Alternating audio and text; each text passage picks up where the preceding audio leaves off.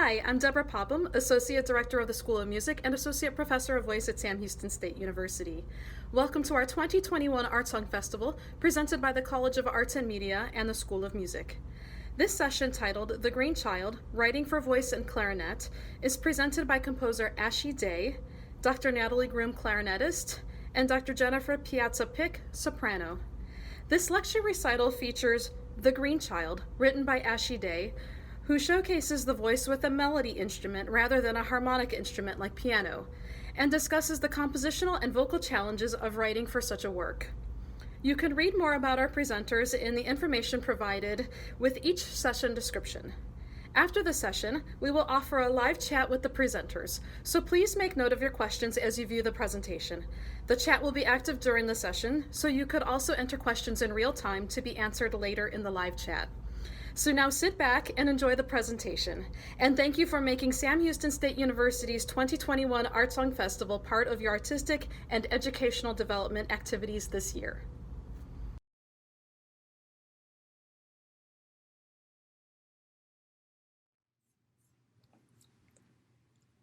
Hello, and welcome to this discussion of The Green Child by composer Ashi Day. I'm Dr. Jennifer Piazza-Pick, and am currently lecturer of voice and oral skills at Georgia College. I'm also one of the founders of Whistling Hens, a chamber ensemble devoted to performing works by women composers. My co-founder, Dr. Natalie Groom, is a clarinetist, educator, and music director of the Davies Concert Series, who currently serves as audio team manager, engineer, and producer at Arts Laureate Recordings in Washington, D.C. Our name, Whistling Hens, was inspired by a music critic of Lily Boulanger, who said, "Women composers are at best a bunch of whistling hens." Our collaborator today is composer Ashi Day. She explores unconventional intersections between music and theater, uses the voice as a compositional tool, rethinks roles for women in opera, and creates meaningful works for all ability levels and ages. She also writes a lot of songs about animals. She has been named a DC Arts and Humanities Fellow for 2021 and currently works as the Manager of Music and Washington National Opera Education for the Kennedy Center. Natalie and I met Ashi at the 2018 Music by Women Festival in Mississippi, and we all realized that at the time we were based in Washington, D.C. We asked Ashi to write us a piece for soprano and clarinet, and she gave us Thursday. This is a fun 2-minute work that allows Natalie to improvise and both of us to interact. One of the interesting features of this short work was that both of us had to act, not just me, the soprano. After Whistling Hens received funding from a few grants for commissions, we were discussing which composers to ask, and Ashi was at the top of our list. It was fortunate at the time that she had an idea for the text, which led to The Green Child. We premiered a shortened version of the piece at the Music by Women Festival in March 2020, just before the pandemic happened. Over the summer of 2020, we were able to record the piece in its entirety at Church of the Ascension and St. Agnes in Washington, D.C., and it was premiered as part of our virtual residency at Collington Retirement Community, which was funded by Chamber Music America. Before we listen, I'll let Ashi tell you a bit about the background of the piece. Thanks, Jennifer. The Green Child is a 15-minute mini play for soprano and clarinet, and it's based on a French fairy tale by Marcel Schwob called The Green She-Devil, which is itself derived from a 12th century English legend about the green children of Wool Pit. And there's some historical documents that show that this legend might be true. It's one of those things we'll never know. But there's documents that talk about this rural village finding mysterious green children outside that didn't speak the language, wouldn't eat any of the food until they found some green beans.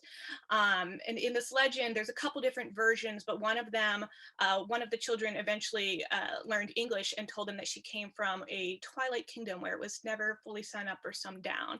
So it's a very mysterious sort of story. In Schwab's fairy tale, he takes a single child and has her found in the woods by a little girl from the village who insists on taking her in and bringing her home. The girls grow up together, although the green child is not unhappy. She never quite fits in. And they support each other until one day the girl from the village's parents decide they're going to put her into domestic service, which was a very common thing for women and girls of little means to go into throughout much of the history of Europe. It was considered a respectable career path for people of low economic means, but it was incredibly controlling and very vulnerable place to be. So instead of going into this path, both of the girls decide to go out into this and escape into an unknown sort of freedom. So I was really interested in setting this piece for Whistling Hands. The piece is structured as a narrated fairy tale interspersed with short arias and art songs. The soprano can double as the narrator, or you can have a live narrator used, or you could even do it with just the narration being projected onto screens. The soprano plays the little girl from the village, and the green girl is played by the clarinet. And the two need to learn to understand each other despite not speaking the same language. So I adapted the text from the Marcel Schwab's fairy tale, and including writing 2 brief arias, but I otherwise chose to set 3 old texts to embody specific moments in the score. And each of those I consider pieces that could be done as independent art songs. So first, there's an old lullaby. It's originally German. And I'm not going to say the German because everyone here would know how wrong it was. But it's called in English, Can You Count the Stars Now Shining? And the village girl sings it to the green child when she finds her, because the green child is really upset. And I chose this text because it talks about how every living creature is seen and valued. The second text is a nursery rhyme. This is the house that Jack built. It's a game song, and I chose this piece as well as the next one to show the relationship between the 2 girls. So this one is meant to establish that they had this ongoing, very playful camaraderie. Then the third piece is a setting of the nursery rhyme, How Many Miles to Babylon? And I call it the dream song. And it shows the 2 girls sitting together and imagining all the possibilities of their future. One of the challenges for writing for 2 melodic instruments, voice and clarinet, is that you have fewer ways to cue a harmonic world. So when I was writing The Green Child, what I was thinking about instead was making each instrument a character that was also responsible for some of the setting of the scene. And so the motivation was changed from harmonic world to what would the character be doing and what needs to be established to tell the story in terms of scene. The 2 characters are really tuned into each other, so there's a lot of responding to each other and interweaving of melodic ideas and counter melodies. So I wanted to demonstrate part of this. So I'm going to share my screen. So this is an excerpt from the piece. This is the dream song. So this is the setting of How Many Miles to Babylon. And so for this piece, we start with a motive from the clarinet that kind of gives the main melodic motives for the piece. And while she says this first phrase, the narrator is establishing that the 2 girls would often sit together and look into the sky and just dream. So if I were writing this for a single voice, I would probably set it to go, how many miles to Babylon? 80 miles and 10. Can I get there by candlelight? Yes, and back again. So instead what I did was break it out so that the 2 voices were kind of echoing each other. So you can see How Many Miles to Babylon gets extended by the soprano, and the echo, that next phrase immediately comes from the clarinet, and then the soprano echoes it again. So even though you can't hear that the clarinet is saying those words, that was what was in my head, and that I hope leads to this sense of interweaving and camaraderie. So the clarinet's voice throughout the piece goes in between echoing and playing a counter melody. And at the very end, they basically are singing the phrase together. So that was one approach to using 2 melodic instruments to create a piece. For the lullaby piece, which happens at the beginning of the song, the clarinet is playing the green child, who's very, very upset. So she does a lot of gestural phrases and flutter tongue and slides and things like that. As the piece goes on, she stops doing these kind of crying motives and starts doing more of responding and echoing what the soprano is doing to indicate that she's calming down. And then in the third art song, the play song, there's a lot of imagery about roosters and farmers and things like that. And the idea is that this is a game where they're constantly trying to one up the last time that they did it. So both characters are doing a lot of just playful movements throughout. Yeah, it's very playful, and it comes through.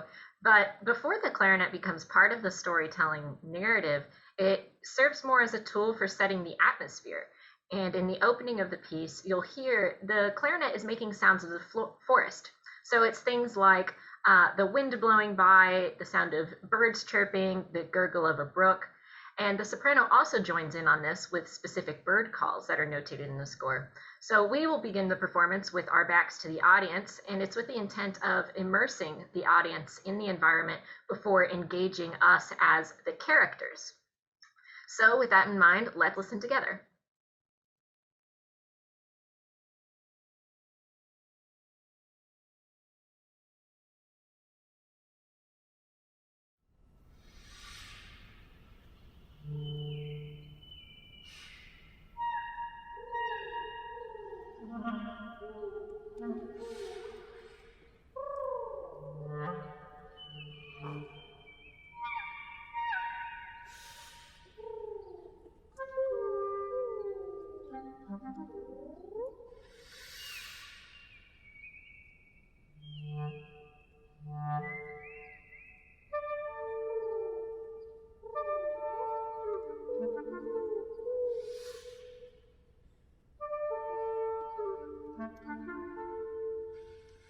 Once upon a time, while wandering through the deep forest outside of her village, a little girl heard a strange noise.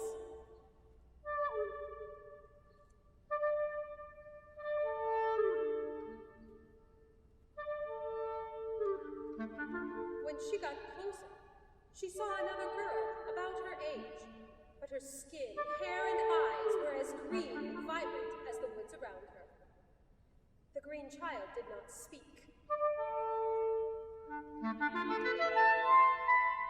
But she cried, and cried, and cried.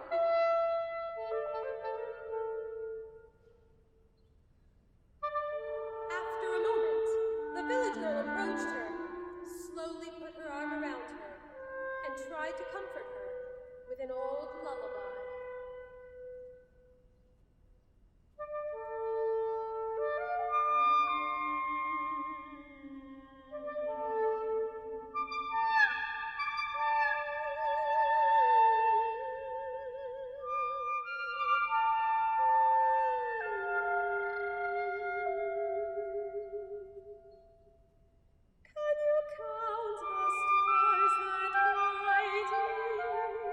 Twinkle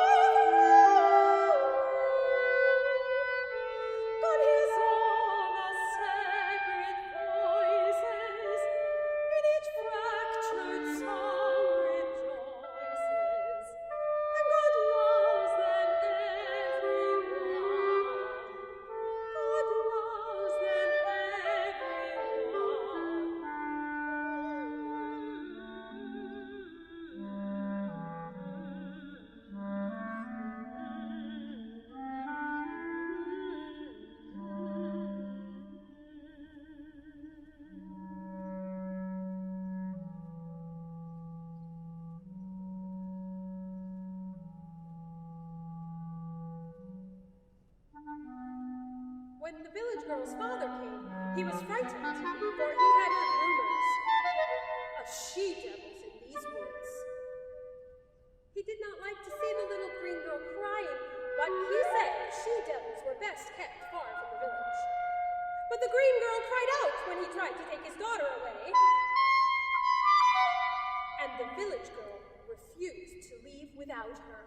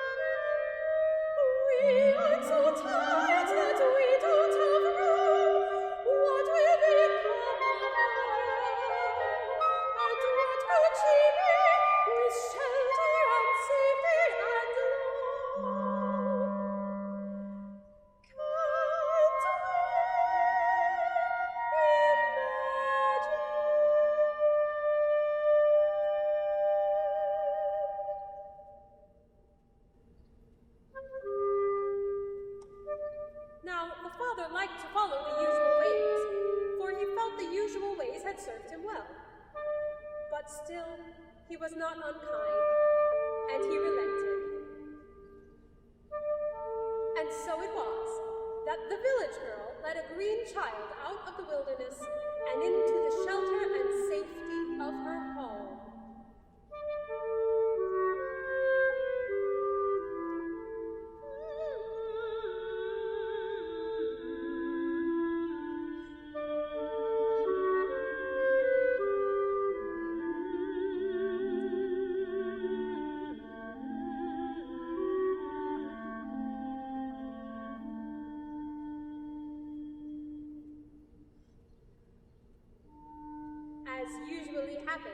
The girls began to grow up, and they did this always together. The green girl began to understand the language of the village, though she only ever spoke her own tongue.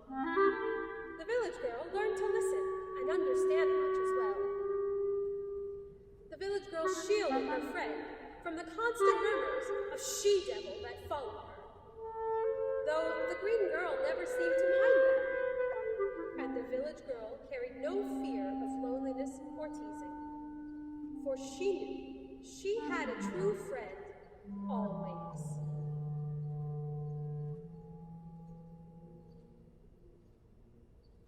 When the two were finished with their chores, they would run rampant in play.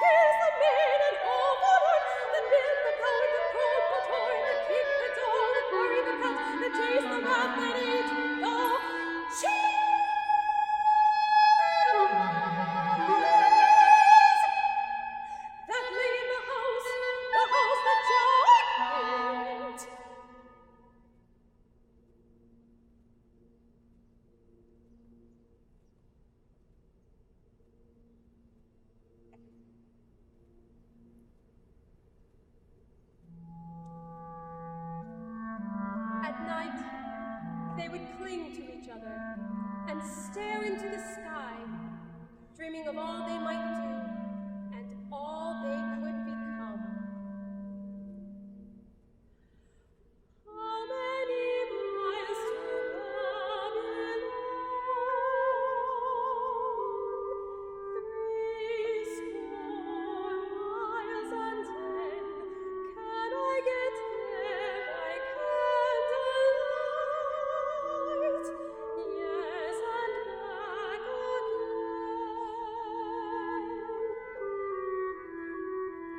If your horse be swift and your spurs be bright,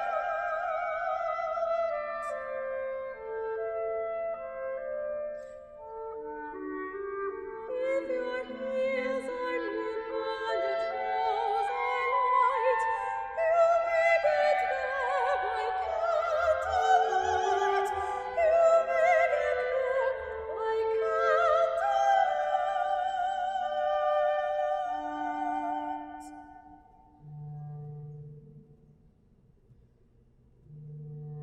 The village girl's parents were not unkind, but still, they liked to follow the usual ways, for they felt the usual ways had served them well. They were of modest means, and they had a growing daughter who they wished to always have food and shelter, and as much respect as a girl from modest means might be able to claim. And besides, she was a hard worker. So, they decided they would send her away into domestic service, that army of invisible hands that held the mansions and castles of their country together.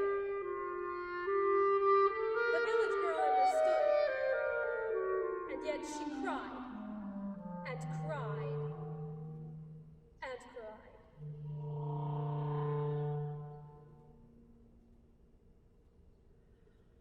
What will become of me? All I live as a shadow, a prop in another's life, subject to someone who thinks that's what I'm for. That this is success for me, subject to someone who. Are we so tight that we don't have room?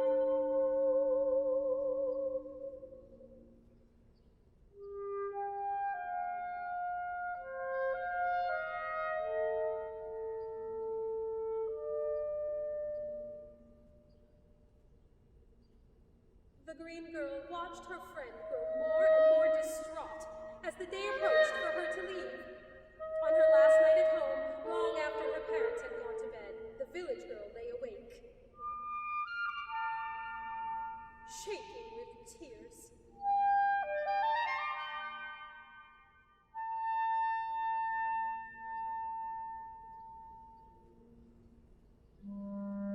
The green girl slowly put her arm around her friend. Then she walked to the door, opened it, and looked out into the vast night sky. Then she looked back at her friend and gestured to the deep, wild woods. And so it was that a green child led a young maiden away from the village and toward an unknown freedom.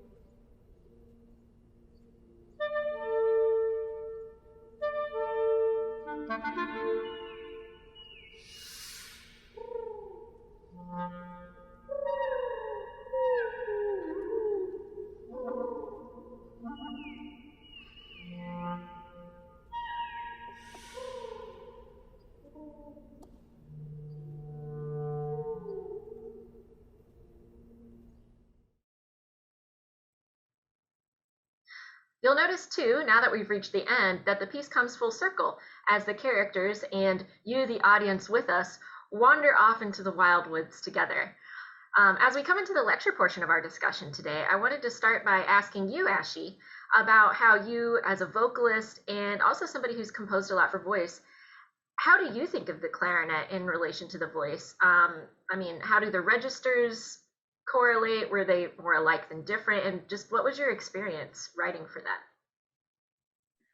Yeah, I really loved writing for this combination of instruments, and I'm so glad I had the chance to do it. I think it works really well for storytelling because to me, there's a lot of overlap between the two instruments. I am a singer, not nearly as accomplished as Jennifer or many of the people here. So for me, the technical difficulties in my voice are very apparent to me.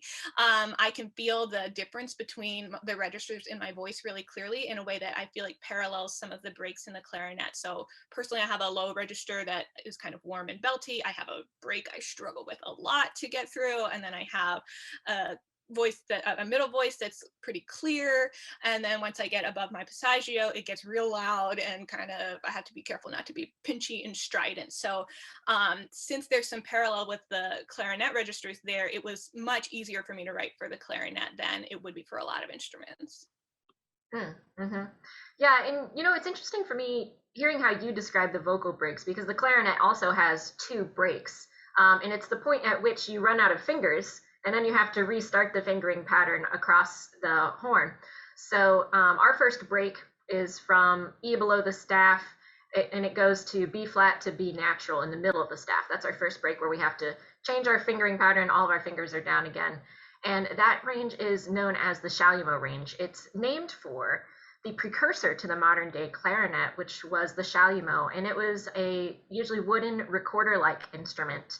And it was described by composers and people at the time as having a very mellow and warm range, which seems like it relates well to your low register. And then once you cross that first break, you enter the clarion range, which was so named because of its likeness to the clarino trumpet, of having this really clear, piercing clarity and almost fanfare-like qualities. So that range extends to C, 2 lines above the staff, and people often describe it as pure, direct, and sparkly. The range projects really well, and my guess is it's most similar to people's like a comfortable sitting in mid-range voice. And then we have this third break, which is from C to C sharp, 2 lines above the staff, and that's where we enter what's known as our altissimo range. The range is quite high, and it can be really bright.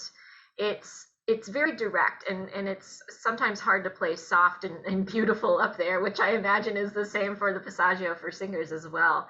And then also up there for us, the fingering pattern gets kind of random compared to the lower ranges of the clarinet. And it starts to function more like a brass instrument in that we can voice partials with the exact same fingering, voice partials on the same fingering set. And it's doing things back here like a vocalist would do, just in a kind of different way. So I think of these breaks, they are such because they're technical points in the horn, and they're kind of clunky, but it's also definitely true that these three ranges seem to reflect vocal quality. And I think to how many composers have commented on this over the centuries, most famous of which was probably Mozart. Mozart loved the vocal quality of the clarinet, and he was really a master at utilizing these three ranges in the best possible and most artistic way. And I think of Brahms, too, who loved the singing sound of the clarinet, and it was even the clarinet sound, the clarinet song of Richard Mühlfeld, that inspired him to come out of retirement and continue writing. And I also think of how Mozart and Brahms both thought of the clarinet and the viola as the closest vocal companions and the most similar in range and timbre, which later influences composers like Spohr and Schubert to write art song for soprano, clarinet, and piano trio. And I'm sure you all know, of course, Brahms' 2 songs for voice, viola, and piano. So this kind of formative thinking is what led to the inclusion of what I now think of as chamber music art song. So it's basically just having something other than voice and piano, which was the historical precedent for so long. And here we all are in the 21st century with just this unique combination of soprano and clarinet. For me, on the performing side, at least, when I think of how to balance my woodwind voice with soprano, it doesn't actually seem that hard to do most of the time, as long as the composition or the composer is mindful of not having competing ranges at certain dynamics against each other. The Chalumeau range, it's really easy to play softly. The clarion might be more of a challenge if the soprano is low. And then it's really when we get into the high range of our altissimo that things might get dicey, and there's the chance that I might cover up Jen. Yes, balance certainly can be tricky, especially when I'm in my middle to low registers and Natalie is quite high. I've actually been surprised at how rarely this has been an issue. Um, and I think that speaks to Natalie's skill, especially. Um, when balance has been an issue, especially in this piece, we worked together with Ashi on adjusting that section. And when changes really weren't possible, Natalie will also, in performance, turn her bell towards me so that the sound isn't going directly out to the audience, which always seems to help.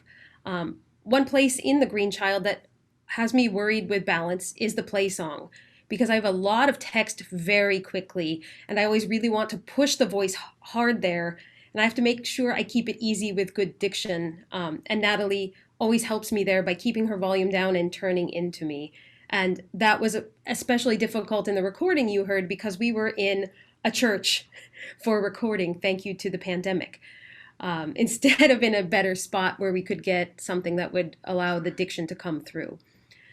Pivoting to a different but related idea, without a harmony instrument, I have to be even more certain of my pitch. I'm fortunate that I have excellent relative pitch, but even then, there are places I have to really think. Without a harmonic foundation, I find myself needing to concentrate even more in the rehearsal process until the pitches become second nature. As for the storytelling element, one of the challenges for me in this work is that I move back and forth between narration and singing. Narration is another place where I have to watch that I don't push the sound. The narration, of course, really adds to the story, as does the staging. And just before the pandemic hit, as I mentioned, we were able to give the premiere of this piece in the shortened version where we were able to do more staging. You didn't get to see as much as we would like in the recorded version today because of COVID restrictions. So I'm really looking forward to the day when Natalie and I can actually get close together again on the stage. Yeah, I for one certainly can't wait until we can record again in better circumstances and people won't be offended if I get to be close to you, Jen. But to add on to what you were saying, I bet for most of you it's not all that strange to see staging or acting instructions. But I think for most wind and string music, that's pretty unusual to see any such instructions. And part of the struggle is just like logistic considerations. It's often really unwieldy for us to move around, or maybe acting isn't quite as effective because, like, at least for me, the instrument is in my mouth. So I don't have a wide range of expression available in that capacity.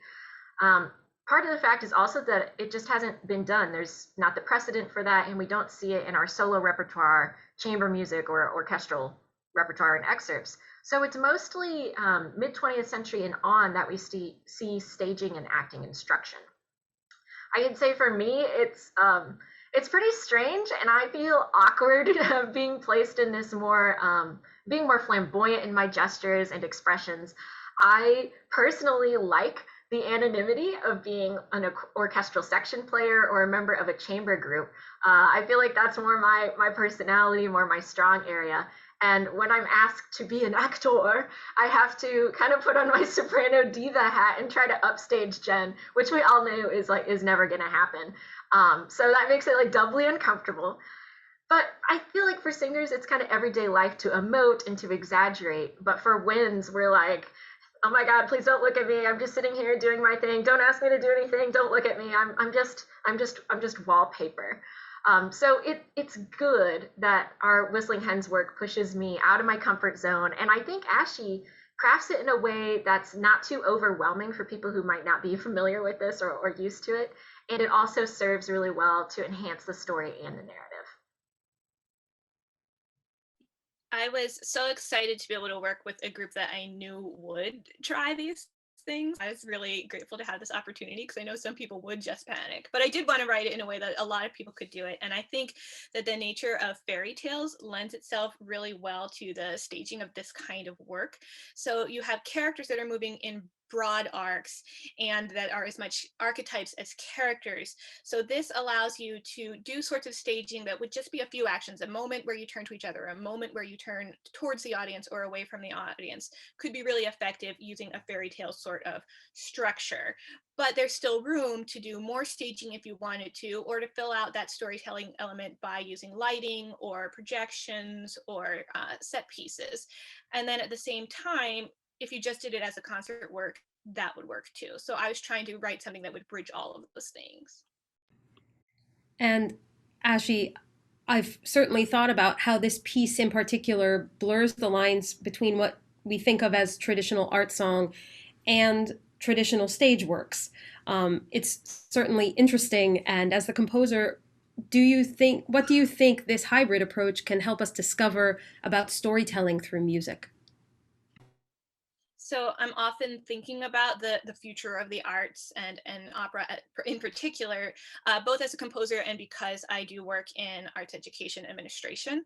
And more I feel like we need to let go of the strict boundaries that we sometimes place between genres and between styles and between art forms, and just instead focus on what can we do, what do we want to do, what are we trying to express, what are the stories we want to tell, and what are the best ways to tell those stories.